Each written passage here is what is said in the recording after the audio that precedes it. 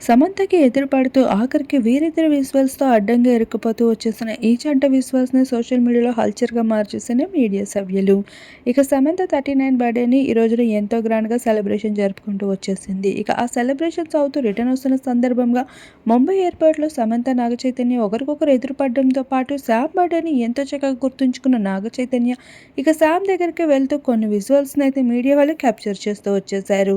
అయితే అది కొన్ని మినిట్స్‌లోనే ఎంతలా వైరల్‌గా మారింది అంటే ఆఖరికి ఫోన్ కాల్స్‌తో ఆఖరికి గజగజ వణికిపోతున్నారు అంట నాగచైతన్య.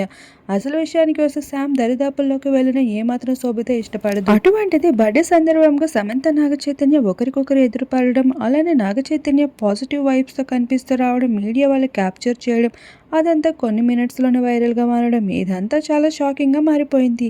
ఇప్పటికే నాగచైతన్య, సమంత వీరిద్దరూ 'మనం 2'లో నటించబోతున్నారు అంట నాగార్జున చేతుల మీదుగా. ఇప్పటికే 'మనం' సినిమా ఎంత సూపర్ హిట్ అయిందో తెలిసిన విషయమే. అలా 'మనం 2' పార్ట్ 2లో సమంతని తీసుకోవడానికి పెద్ద కారణమే ఉందంట. ఇక ఫ్యామిలీ ఓరియెంటెడ్ మూవీ కావడంతో అక్కడ సమంతని చాలా ఇష్టపడుతూ వచ్చేసిన అభిమానులు ఇప్పుడు మరోసారి శామ్‌ని చూడాలనుకుంటున్నారు వీరందరినీ కలిసి. ఈ భాగంగానే నాగార్జున ఇష్టం మేరకు ఇక సమంత ఈ ప్రాజెక్ట్‌కి ఓకే చేస్తుందంట. ఆఖరికి నాగమమ్మ చెప్పిన మాటని ఏమాత్రం తిప్పికొట్టలేకపోతుందంట సమంత. ఇక పర్సనల్ అండ్ ప్రొఫెషనల్ లైఫ్‌ని ఏమాత్రం మింగిల్ చేయకుండా పర్సనల్ అండ్ ప్రొఫెషనల్ చాలా డిఫరెంట్ అంటూ ఇక కెరియర్ పైన ఎప్పుడు ఫోకస్‌గా నెంబర్ 1గా ఉంచాలనుకున్న అక్కినేని కుటుంబంతో సామ్ కూడా వంతు పలుకుతూ వచ్చేసింది.